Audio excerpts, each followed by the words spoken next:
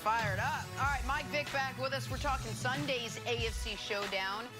On one side, the undefeated Steelers. On the other side, the undefeated Titans. This just the 5th time undefeated teams have faced off this late in the season.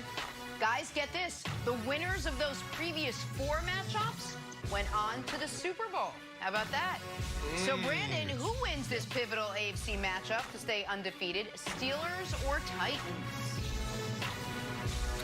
The Steelers win, Jenna. That front 7, and Nick loves them. He thinks they're #1 in the league. I think they're #2 behind the Tampa Bay Bucks. But this front 7 does it all. They stop the run, which means what? You're going to stop Derrick Henry.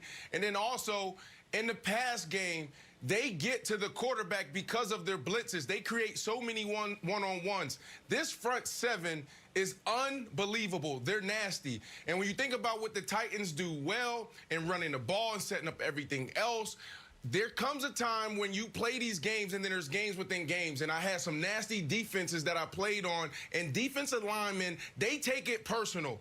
If you rush over 100 yards on them, they take it personal. Mike Vick, you know this.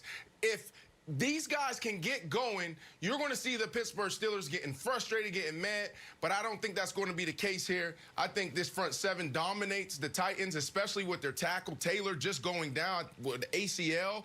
It's going to be all bad for the Titans, and this is a team that I really like. I like the Titans. I like what they have. They're a contender in my book, but they're not going to get it done against Pittsburgh, Mike.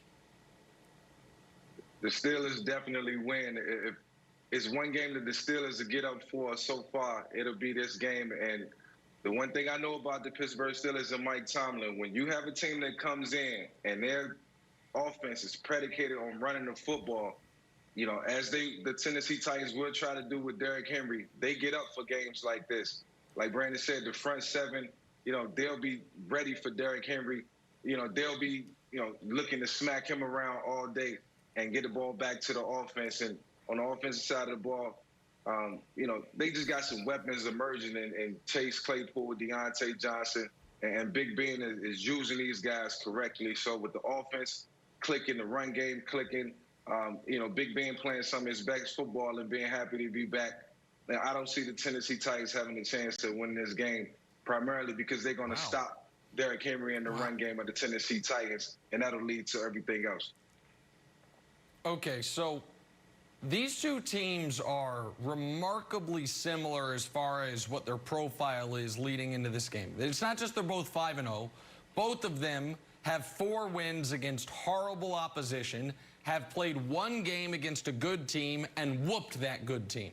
For Pittsburgh, it was whooping Cleveland, a 4-win team, and for the Titans, it was whooping Buffalo, a 4-win team. Both of them recently lost a key player to injury. For the Steelers, it was inside linebacker Devin Bush, who's taken on that Ryan Shazier role, and for the Titans, it's left tackle Taylor Lewan. So, and both of these teams right now are built, theoretically, we think about them as being built around their defense. But I don't think the Titans actually are. And I'm about to show you a blind reveal here. I promise it's real, but I don't believe it. I made it, and I don't believe it, okay? Here's 2 quarterbacks. I think we would both agree those are MVP caliber numbers. Let's show who those are. One of them is literally Aaron Rodgers, the last time he won league MVP.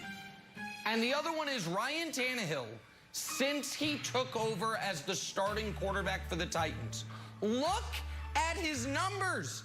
70%, 35-7 touchdown interception. It's unbelievable.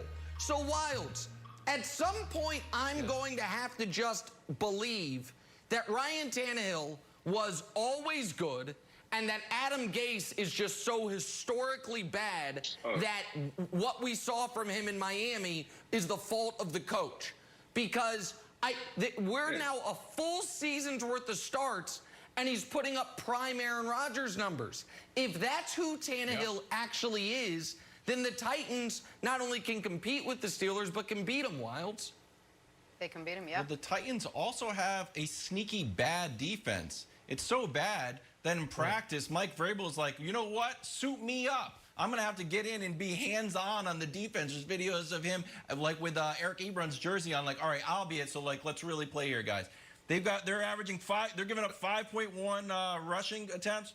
No, yards per rush. Come on, Wilds. 30th in the league. They're last in third down conversions. They're last in stopping things in the red zone. They're really bad. Now, on the flip side, Brandon, your Steelers, who I know you have a totally, neutral analysis of, just so happens you're from Pittsburgh, but the defense is not only good, they're historically good. Look at, they're getting to the quarterback. They're causing turnovers. They're as good as the 85 Giants. And I know you can look at the stats, but I also want you to pay attention to Bill Belichick's red starter jacket. I'm headed to eBay right after the show to pick this up. So, Mike, I agree with you. I think the Titans are going to get rolled here. I think the Steelers' defense is even better than people realize. Well, the Steelers' defense have about, I think 6 or 7 first-round picks, if I'm not mistaken, and they've been used correctly from Bud Dupree to the trade for Minka Fitzpatrick, a guy who I think really helped catapult this defense to being one of the top defenses. It's Troy Polamalu back there all over again. If you give Mike Tomlin the safety, a great safety, and he uses him the right way, I think it just makes the defense even better. So, it's guys all over the field for the Pittsburgh Steelers who can run from sideline to sideline and make plays all over the field.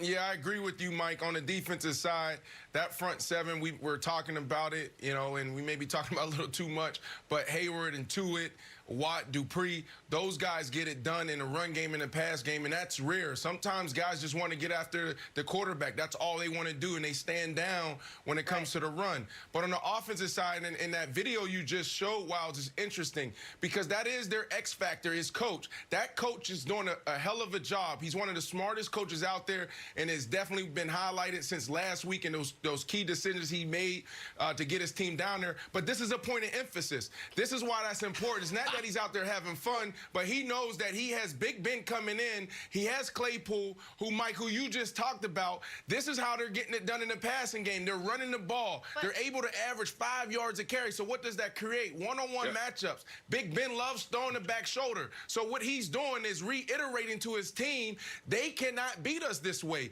DBs, you have to play big this week. You can't do this. So I love Coach Vrabel. To me, he is an X factor because how he coaches. Go ahead, Jenna. All right, I'm going to jump in. I just want to ask you this. We talked about the Steelers front seven. We talked about the Titans and the lack of defense and all of it. We talked about Tannehill. Are we all sold now on Big Ben? Has Big Ben turned the corner? He was a little rusty when he started. Are we now all confident we're getting the Big Ben from years past? I mean, can he run this offense right up to the Super Bowl? That's a question for this guy. I'm not sold on it. Everybody else is. That's why that's I'm a question for that guy. That's why I'm answering it. That's why I'm talking.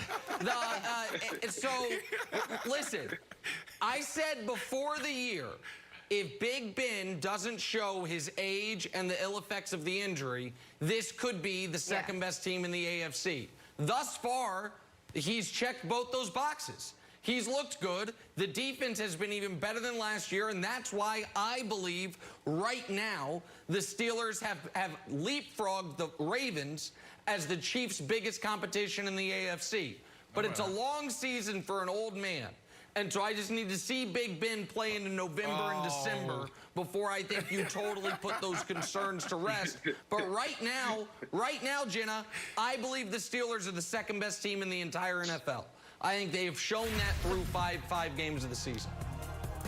That is a big admission from Nick. All right, two teams who wish they were playing the way the Titans and Steelers are Niners and Patriots. Jimmy Garoppolo making his grand return to New England for the first time since getting shipped out. Storylines aplenty. Next, first things first.